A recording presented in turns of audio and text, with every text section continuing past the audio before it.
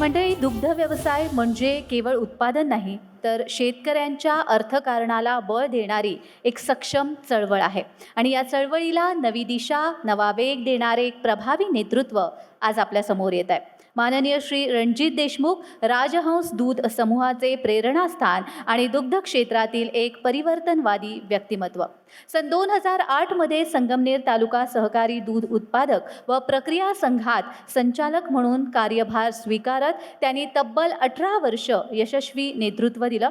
पुढे 2015 मध्ये चेअरमन पदाची जबाबदारी स्वीकारत गेल्या 11 वर्षात त्यांनी शेतकऱ्यांच्या दुग्ध व्यवसायातील समस्या सोडवण्यासाठी सातत्याने प्रयत्न केले आणि विविध उपक्रम राबवले. मुरघास आणि मुक्त गोठा या क्रांतिकारी संकल्पना संगमनेरमधून सुरू करून त्यांनी संपूर्ण महाराष्ट्रात पोहोचवल्या. या उपक्रमामुळे शेतकऱ्यांच्या दुग्ध उत्पादनात दुपटीने वाढ झाली आणि दुग्ध क्षेत्रात सकारात्मक परिवर्तन घडले. चांद्यापासून बांद्यापर्यंत शेतकऱ्यांपर्यंत पोहोचून त्यांच्या समस्या समजून घेत त्यांनी दुग्ध व्यवसाय अधिक सक्षम केला आणि त्यामुळेच त्यांना या क्षेत्रातील गेम चेंजर म्हणून ओळख मिळाली. सन 2020 मध्ये महाराष्ट्र राज्य सहकारी दूध महासंघ महानंदा डेअरी मुंबईचे चेअरमन म्हणून निवड होत त्यांनी राज्यभर दुग्धक्रांती घडवण्याचा ध्यास घेतला आणि शेतकऱ्यांच्या हितासाठी तसेच दुग्ध व्यवसायाच्या सर्वांगीण विकासासाठी त्यांनी सातत्याने कार्य केलंय. सध्या महाराष्ट्र प्रोग्रेसिव्ह डेअरी फार्म्स असोसिएशनचे अध्यक्ष म्हणूनही ते सक्रिय आहेत. राजहंस दूध समूहाने सहकाराच्या बळावर महाराष्ट्रात क्रमांक 1चं स्थान मिळवत दुग्ध व्यवसायात नवा आदर्श निर्माण केलाय. युवा शेतकरी केवळ दूध उत्पादक न राहता यशस्वी दूध उद्योजक बनावा या ध्येयातून त्यांनी मिशन 50L सारखी महत्त्वाकांक्षी संकल्पना राबवली आहे. प्रत्येक शेतकऱ्याच्या गोठ्यात 50 लिटर दूध देणारी गाय उभी राहावी हा त्यांचा ध्यास आहे आणि याच माध्यमातून दुग्ध क्रांती पुन्हा एकदा घडवण्याचा त्यांचा प्रयत्न सुरू आहे. दूरदृष्टी, नेतृत्व आणि शेतकऱ्यांप्रती असलेली बांधिलकी यांचा संगम असलेलं हे प्रेरणादायी व्यक्तिमत्व. कृपया जोरदार टाळ्यांच्या गजरात स्वागत करूया माननीय श्री रणजित देशमुख यांचं. मी माझे सहकारी भूषण करंदीकर यांना विनंती करते की त्यांनी रणजित देशमुख सरांशी संवाद साधावा.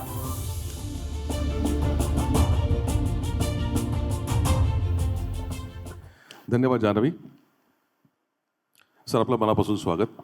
धन्यवाद. भारत आणि महाराष्ट्र याच्यात सध्या दूध व्यवसायाची काय स्थिती, तुम्ही कसं पाहता याकडे? सर्वप्रथम मी TV9 मराठी चॅनलचे आणि आपले आभार मानतो की आपण दूध व्यवसायाला आणि दूध उद्योगाला हे आज एक असं प्लॅटफॉर्म मिळून दिलेलं आहे. आणि TV9 चॅनल हा ग्रामीण भागामध्ये प्रत्येक घराघरामध्ये पोचलेला हा चॅनल आहे. त्याच्यामुळे खूप मोठं व्यासपीठ आमच्या या दूध उद्योगासाठी आज खरं तर मिळालेलं आहे. दूध व्यवसायाची किंवा दूध उद्योगाची जर आपण व्याप्ती बघितली तर भारत देश हा जगातला सर्वात जास्त दूध निर्माण करणारा आपला देश आहे. आपण नंबर 1ला आहे आणि 25% जगाच्या उत्पादन हे फक्त भारतामध्ये होतं. म्हणजे यावरून आपल्याला त्याची व्यापकता खऱ्या अर्थाने आपल्याला लक्षात येईल.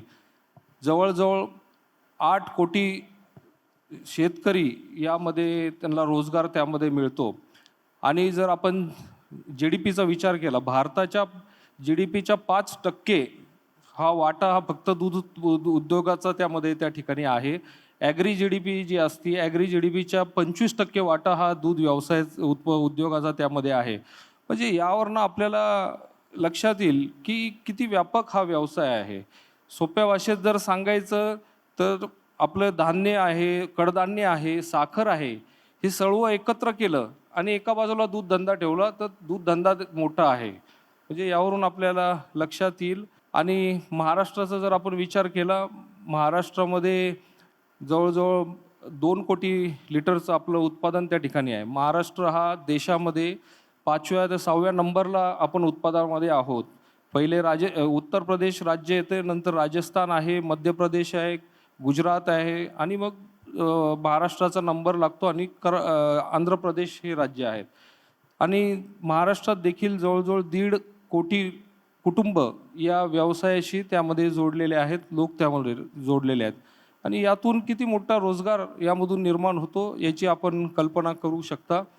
खरं तर आणि सर्वात महत्त्वाचं म्हणजे यामध्ये जो शेतकरी इन्व्हॉल्व आहे, हा शेतकरी हा मार्जिनल फार्मर ज्याला आपण म्हणतो, हा अल्पभूधारक आहे.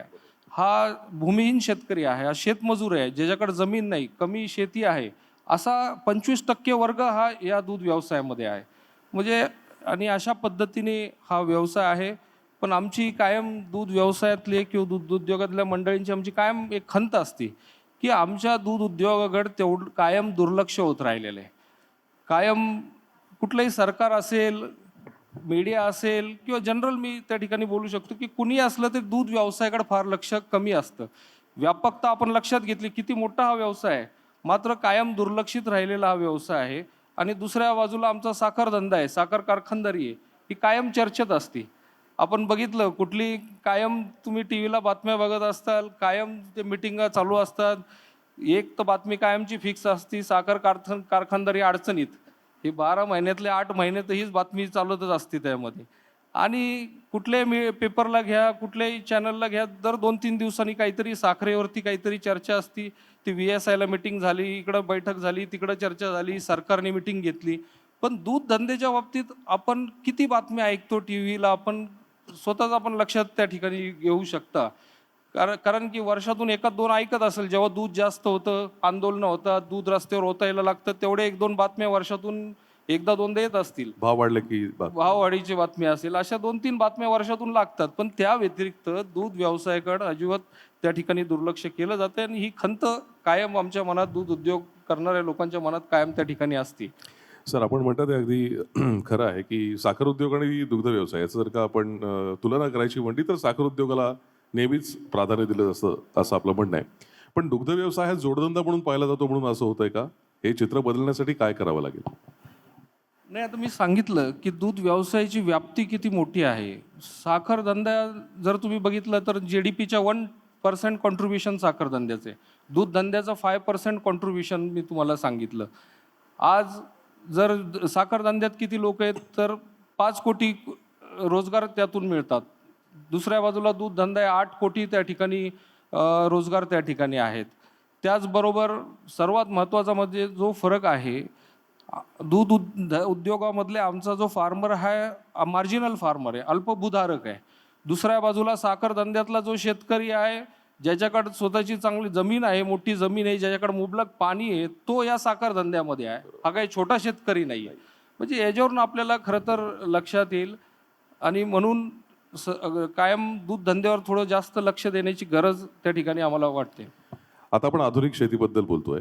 या आधुनिक शेतीमध्ये दुग्ध व्यवसायाला नेमकं काय स्थान आहे, त्यामध्ये तरुणांना काय संधी तुम्ही सांगू शकाल? दूध व्यवसायाला खरं तर खूप मोठ्या संधी दूध व्यवसायामध्ये आहेत. कारण की दूध व्यवसाय हा वाढत चाललेला व्यवसाय. दर वर्षात 6% दराने आपली वाढ भारत देशामध्ये दुधाची होत आहे. जगाचं जर आपण ॲव्हरेज बघितलं तर 3% ते वाढतंय, पण भारतात 6% वाढतंय. आणि याला कारण आहे की दुधाचे जे दुग्धजन्य पदार्थ आहेत, ज्याला आपण व्हॅल्यू ॲडेड प्रोडक्ट म्हणतो किंवा बाय प्रोडक्ट म्हणतो, याची मागणी प्रचंड वाढत चाललेली आहे. दिवसेंदिवस त्याची मागणी वाढत चाललेली आहे. आज आपण बघतो आपल्या आहारामध्ये पनीर असेल, चीज असेल, बटर असेल, ताक, दही, लस्सी ह्याचं आहारामध्ये आपल्या प्रमाण वाढत चाललेलं आहे. आपण कुठल्याही हॉटेलला गेलो, रेस्टॉरंटला त्या ठिकाणी गेलो तर आपण बघतो की पिझ्झा असेल, बर्गर असेल, काही जरी घेतलं तर त्यामध्ये चीज आहेच आहे. बटरचा वापर मोठ्या प्रमाणावर, कुठलीही आपण भाजी ऑर्डर केली तर त्यामध्ये पनीर त्यामध्ये आहेच आहे. त्याच्यामुळं मागणी खूप वाढत चाललेली आहे. प्रचंड त्यामध्ये स्कोप दूध धंद्यामध्ये त्या ठिकाणी आहे. आणि दूध धंदा कसं आहे, दूध हे कंप्लीट आहार आहे, म्हणजे ज्याला आपण कंप्लीट फूड देखील दुधाला म्हणलं जातं, एक परिपूर्ण आहार. दुधामध्ये जर आपण बघितले जे घटक आहेत, एक तर कॅल्शियम, प्रोटीन, फॅट्स विशेष म्हणजे दुधातली फॅट ही गुड फॅट आहे, हे लक्षात घेतलं पाहिजे. फॅट म्हणलं का आपण थोडं निगेटिव्ह होतो, पण दुधातली जी फॅट आहे ही गुड फॅट आहे, शरीरासाठी पोषक आहे. विटॅमिन्स आहे, विटॅमिन A आहे, विटॅमिन D आहे, B12 आहे, सेलेनियम आहे. जे शरीराला वाढीसाठी किंवा शरीराच्या गरजेच्या गोष्टी आहेत, सगळे मिनरल्स आहेत, हे सर्व दुधामधून मिळतात. आणि म्हणून दूध हे कायम एक परिपूर्ण अन्न किंवा कंप्लीट फूड दुधाला म्हणलं जातं. आजकाल थोडासा बदल होत चाललेला आहे. आता काही डॉक्टर मंडळी, आमची डायटिशियन मंडळी सांगतात की दूध शरीरासाठी चांगलं नाही आहे, असा थोडा प्रचार चालू असतो. पण मला वाटतं की दूध हा शरीरासाठी आपल्या अतिशय आरोग्यासाठी चांगलं आहे. कारण की आपण लहानपणीपासून दूध खात आलेलो आहोत. आपण इथं सगळे बसलेले असतील हॉलमधले, सगळ्यांना कुणाला जर विचारलं, प्रत्येकजण म्हणाल मी दूध पिऊनच आज मोठा झालेलो आहे. आणि असं असताना आपण शरीरासाठी चांगलं नाही असा जो प्रचार होतोय हा चुकीचा आहे. आपले जुने जे लोक असतील, आपले आजी असतील, आजोबा असतील, आपले घरातले मोठे असतील, हे कायम सांगत आलेले दूध पीत जा, दही खात जा, ताक खात जा, पीत जा, लस्सी पीत जा, हे सांगत आलेले आहेत. त्याच्यामुळं दूध काही हे चुकीचं नाही. कुठला सोर्स, कुठल्या सोर्सनी दूध आपल्यापर्यंत येतंय हे बघणं त्यामध्ये महत्त्वाचं आहे. दूध हे काही शरीरासाठी हानिकारक नाही आहे. आज जसं तुम्ही म्हणलात की दुग्ध व्यवसायाला थोडीशी वेगळी वागणूक मिळते, पण मग आज या व्यवसायामध्ये काही बदल तुम्हाला सुचवायचे वाटतात की काय नेमकं बदल केले तर चित्र थोडंसं बदलेल? दूध व्यवसायामध्ये खूप बदल करणं गरजेचं आहे. जसं काय इतर व्यवसायामध्ये कुठलाही असेल, आज काळाप्रमाणे आपल्याला बदल करावाच लागेल. तसं दूध व्यवसायामध्ये देखील बदल करणं अपेक्षित आहे. आणि जसं आपण म्हणलं युवकांना देखील यामध्ये खूप संधी आहे. तर खऱ्या अर्थानं युवकांना यामध्ये संधी आहे. जर आपण छोटे छोटे जर बदल केले तर त्याचे खूप मोठे परिणाम त्यामध्ये होऊ शकतात आणि हा व्यवसाय आपल्याला प्रॉफिटमध्ये त्या ठिकाणी येऊ शकतो. आता युवकांना कसं संधी आहे, तर आपण आज बघतोय देशामध्ये सगळ्यात मोठा प्रश्न जो आहे तो बेरोजगारीचा आहे, अनएम्प्लॉयमेंट. आज युवकांना हाताला काम नाही आहे. आज युवक ग्रामीण भागातून शहराकडे ते स्थलांतरित होतात आहे. दूध व्यवसाय असा आहे की ह्या सर्वांना हाताला काम देण्याची ताकद या व्यवसायामध्ये आहे. हे स्थलांतर थांबवण्याची ताकद, त्याच्या गावातच त्याला रोजगार, स्वयंरोजगार मिळवून देण्याची ताकद या व्यवसायामध्ये आहे. फक्त बदल या व्यवसायात आपल्याला करावं लागणार आहे, कारण की पारंपरिक पद्धतीने दूध व्यवसाय करून आता चालणार नाही. तुम्ही जसं म्हणले शेतीला जोडधंदा म्हणून हा व्यवसाय करून देखील चालणार नाही. हा व्यवसाय म्हणूनच आणि व्यावसायिक दृष्टिकोन ठेवूनच जर आपण हा केला तरच हा परवडणार आहे. म्हणून आमचं एक टॅगलाईन आहे, हा दूध उद्योजक नाही, आता दूध उत्पादक नाही, आता दूध उद्योजक होणे गरजेचे आहे. ह्याच्याकडे आपण एक व्यवसाय म्हणून बघणं गरजेचं आहे. आणि त्यासाठी काय केलं पाहिजे हे देखील तितकंच महत्त्वाचं आहे. तर सर्वात पहिला महत्त्वाचा मुद्दा आहे त्यामध्ये की हा व्यावसायिक दृष्टिकोन ठेवून करत असताना ह्याचा जमा खर्च ठेवला पाहिजे, ह्याचा हिशोब ठेवला पाहिजे, ह्याचं अकाउंट्स ठेवलं पाहिजे. कारण की कुठलाही व्यवसाय करायचा जर तुमच्याकडे जमा खर्चच नसेल तर तुम्ही त्यात यशस्वी होऊ शकत नाही. आणि आज दुर्दैवाने आमच्या दूध धंद्यामध्ये जमा खर्च बघितलाच जात नाही. चारा घातला जातो, म्हणजे ते आम्ही म्हणतो की टाक चारा आणि काढ धारा एवढाच कार्यक्रम चालतो.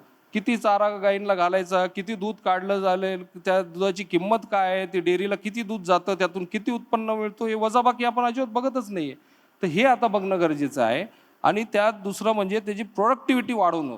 दूध धंद्याचं प्रोडक्शन, ॲव्हरेज प्रोडक्शन वाढवणं हे सर्वात गरजेचं निर्माण झालेलं आहे, तुम्हाला सांगतो. कारण की आपण जगाच्या ॲव्हरेजच्या फार पाठीमागे आहे. आज आपलं भारताचं जर ॲव्हरेज बघितलं, आपण 6-7 लिटरचं आपलं ॲव्हरेज एका गाईचं साधारण.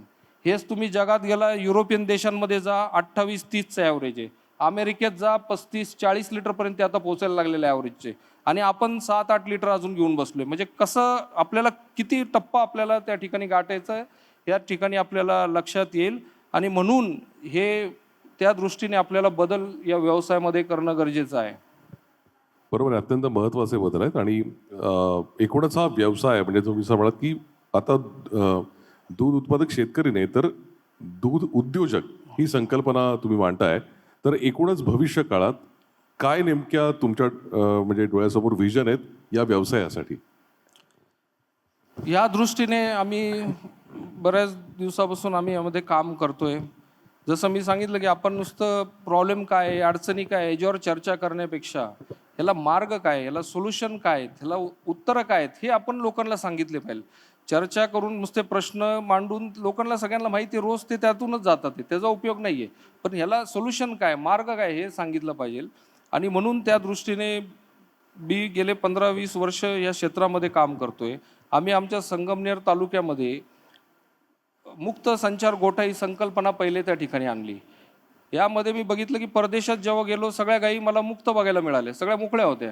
आणि आपल्या इथं मात्र सगळ्या गायी बांधून ठेवलेल्या, साखळदंडानी दोरखंडानी बांधून ठेवलेल्या आपल्या सर्व गायी मला बघायला मिळाल्या. पहिले मी निर्णय घेतला की हे सगळं बदल केला पाहिजे आणि म्हणून मुक्त संचार गोठा ही संकल्पना मी संगमनेर तालुक्यात राबवली. तुम्हाला आज सांगतो की 90% आमच्या गायी सगळ्या मुक्त झालेल्या आहेत. साखरदंडातून हजारो गायी त्या ठिकाणी मोकळ्या झालेल्या आहेत. दुसरी आम्ही संकल्पना राबवली मुरघासची, सायलेज ज्याला आपण म्हणतो, सायलेज ही संकल्पना आम्ही राबवली आणि आज तुम्हाला सांगतो की प्रत्येक घरामध्ये सायलेज त्या ठिकाणी झालेलं आहे. प्रत्येक घराच्या बाहेर तुम्हाला सायलेजच्या बॅग मिळायला मिळतील. सायलेज म्हणजे चारा, मुरघास. प्रत्येक घराच्या बाहेर तुम्हाला बॅग मिळायला मिळतील आणि ह्या 2 आमच्या योजना इतक्या क्रांतिकारी ठरल्या की राज्यामध्ये आज संगमनेरमधून या योजनांची सुरुवात होऊन आज संपूर्ण राज्यामध्ये या दोन्ही संकल्पना यशस्वीपणे त्या ठिकाणी पोहोचल्या आणि शेतकऱ्याचं यामध्ये खूप मोठं दूध उत्पादनही वाढलंय, त्यामध्ये फायदाही त्या ठिकाणी वाढलेला आहे. आणि त्याच धर्तीवरती आता याच्या पुढं काय, तर आम्ही आता मिशन 50L, मिशन 50 लिटर ही संकल्पना आम्ही आता संगमनेर तालुक्यामध्ये गेल्या 1-1.5 वर्षापासून राबवत आहोत. यामध्ये मिशन 50 लिटर म्हणजे शेतकऱ्याच्या दारामध्ये 50 लिटर दूध देणारी गाय निर्माण करायची, ही आमचं मिशन आहे, हे आमचं टार्गेट आहे आणि त्या दृष्टीने आम्ही काम करतोय. शेतकऱ्यांना त्या संदर्भात मार्गदर्शन आम्ही करतोय आणि यातूनच एक पुढं त्यामध्ये आलंय की हे शक्य आहे आणि हे घडलेलं आहे. पंजाबला जर आपण गेले, पंजाब राज्यामध्ये, तर तुम्हाला तिथला शेतकरी त्याच्या गोठ्यामध्ये सहज दाखवतो ही 40 लिटरची गाई आहे, ही 50ची गाई आहे, ही 60 लिटर दूध देणारी आहे, तो सहज दाखवतो. म्हणजे त्यांनी हे अचीव केलेलं आहे. पण त्यांना हे करायला 20-25 वर्षाचा काळ लागलेला आहे. आम्ही आता संकल्पना राबवली की त्यांना तेवढा वेळ लागला, पण आम्ही आता त्यांच्याबरोबरच टायअप केलंय. PDFA म्हणून तिथलं एक असोसिएशन आहे, progressive dairy farmer association Punjab, आणि आमचे संगमनेर दूध संघ आणि Maharashtra progressive dairy farmer association आम्ही एक असं स्थापन केलेले आहे आणि यांच्यामध्ये एक ॲग्रीमेंट आम्ही केलं आहे, टायअप केलेलं आहे. जे त्यांना अनुभव तिथं त्यांनी घेतला, त्यांना शिकायला लागलं, वेळ लागला, चुका करत गेले, मग त्यात बदल करायला लागले, प्रयोग करत गेले, हे सर्व करत त्यांना 20-25 वर्षाचा काळ निघून गेला. तर आता आम्ही त्यांच्या ज्या रेडीमेड ज्या संकल्पना आहेत, त्यांचा जो अनुभव आहे, त्यांचा जो नो हाऊ आहे, त्यांचं जे नॉलेज आहे, ते आता आम्ही त्यांच्याकडनं या ॲग्रीमेंटच्या माध्यमातून आम्ही आता घेतोय आणि आमच्या शेतकऱ्यांपर्यंत ते पोहोचवणार आहे. आणि म्हणून त्यांना जो 20-25 वर्षाचा जो काळ लागलेला आहे, तो आम्हाला 7-8 वर्षामध्ये आम्हाला ते अचीव करायचं आहे. आणि मला खात्री आहे, तुम्हाला सांगतो की पुढच्या 7-8 वर्षामध्ये दूध धंद्याचं संपूर्ण चित्र बदललेलं असेल आणि तुम्हाला आपल्या राज्यात देखील 40-50 लिटर दूध देणाऱ्या गाई शेतकऱ्याच्या दारात बघायला मिळतील. खरं आहे. आता एक शेवटचा प्रश्न, ज्या तरुणांना दुग्ध व्यवसायात यायचं आहे त्यांच्यासाठी काही खास टिप्स किंवा काही मार्गदर्शन? नाही, मी जसं मगाशीच आपल्या प्रश्नाला उत्तर दिलं की यामध्ये तरुणांना खूप संधी आहे. बेरोजगारीचा सगळ्यात मोठा प्रश्न आहे, तो सोडवण्याची ताकद या व्यवसायामध्ये आहे. फक्त आपल्याला प्रोडक्टिव्हिटी, उत्पादन आपल्याला त्यामध्ये वाढवायचं आहे. आणि आपल्याला आज आमचा तरुण आहे 20-30 लिटर दूध डेअरीला त्या ठिकाणी घालतो.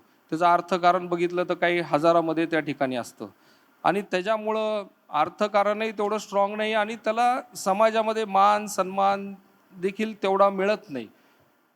त्याला एक ज्याला स्टेटस म्हणतो, ते एक आमच्या धोरणाचा भाग आहे की आमच्या दूध उत्पादकाला एक मान सन्मान स्टेटस मिळवून देणं हा देखील आमचा महत्त्वाचा यामध्ये मुद्दा आहे.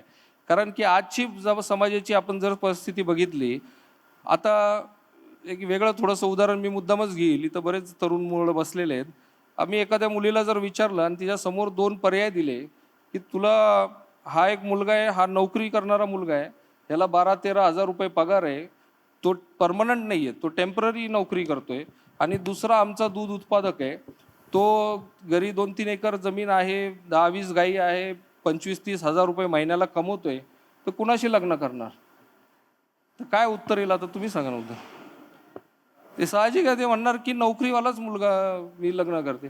ही परिस्थिती समाजाची आत्ताची सत्यस्थिती आजची समाजाची आहे आणि ही आम्हाला बदलायची आहे. तुम्हाला सांगतो की आम्हाला तरुणांना एक स्टेटस, मान सन्मान दूध उत्पादकांना यामध्ये मिळून द्यायचं आहे आणि त्या दृष्टीने आम्ही हे काम खऱ्या अर्थाने करतोय. आणि यामध्ये आपण पंजाबचं उदाहरण मी मुद्दाम जाणीवपूर्वक या ठिकाणी देईल, कारण की पंजाबमधला आज दूध उत्पादक आहे, तो कमर्शियल डेअरी फार्मिंग करतोय. त्याच्याकडे आज 100 गाई, 200 गाई, 500 गाईपर्यंत तो पोचलेला आहे. त्याचं दूध उत्पादन जर विचारलं किती दूध तू डेअरीला घालतो, कुणी सांगतं 500 लिटर घालतो, कुणी सांगतं 1000 लिटर घालतो, कुणी सांगतं 2000 लिटर घालतो. त्यांचा टर्नओव्हर लाखात आणि कोटीमध्ये पोचलेला आहे. दूध उत्पादक तो आज स्कॉर्पिओ गाड्या, फॉर्च्युनर गाडी घेऊन तो त्या ठिकाणी फिरतो, आयफोन वापरतो, त्यांचे घरं जर बघितले, त्यांचे बंगले बघितले, म्हणजे असं वाटत नाही की हे दूध उत्पादक आहेत, पण त्यांनी दूध उत्पादनातून हे बदल हा घडवलेला आहे आणि हे महाराष्ट्रात देखील शक्य आहे आणि त्या दृष्टीने आम्ही सतत प्रयत्नामध्ये त्यामध्ये करत आहोत आणि महाराष्ट्र प्रोग्रेसिव्ह डेअरी फार्मरच्या माध्यमातून आम्ही यामध्ये पुढे जाणार आहोत आणि तरुणांना मी आव्हान करेल की आपण यामध्ये आपण जोडले जावं, या संकल्पनेला मिशन 50L आपण जोडले जावं आणि नुसते प्रश्नांवरती चर्चा आम्ही त्या ठिकाणी करणार नाही. आम्ही काय मार्ग आहे, काय केलं पाहिजे, काय बदल केला पाहिजे, चाऱ्यामध्ये काय बदल केला पाहिजे, फार्म मॅनेजमेंटमध्ये काय बदल केला पाहिजे, जेनेटिक्समध्ये काय बदल केला पाहिजे, ब्रीडिंगमध्ये काय बदल, हे प्रॅक्टिकली आम्ही त्यांना सांगणार आहे, नुसते चर्चा नाही करणार. तर यामुळं मी सगळ्यांना आव्हान करेल की आपण सर्वांनी यामध्ये सहभाग घ्यावा. खरं आहे मित्रांनो, जसं आता देशमुख साहेब म्हणाले की आपल्याला दूध उत्पादक शेतकरी नको आहे, तर दूध उत्पादक उद्योजक हवा आहे आणि त्यासाठी त्यांचं हे विजन आहे. मला असं वाटतं सर की तुमच्या या विजनमध्ये 50 लिटरचं जे तुमचं टार्गेट आहे ते लवकरात लवकर साध्य हो. आज तुम्ही इथे आलात आणि इतकं छान मार्गदर्शन या तरुणाईला केलं त्याबद्दल आपले मनापासून आभार. धन्यवाद. थँक्यू. धन्यवाद सर. मी रणजित देशमुख सरांचा सत्कार करण्यासाठी TV9 मराठीचे business head Bhushan Khot sir आणि महाराष्ट्र राज्य सहकारी बँकेचे प्रशासक विद्याधर अनास्कर सर यांना मंचावर येण्याची विनंती करते.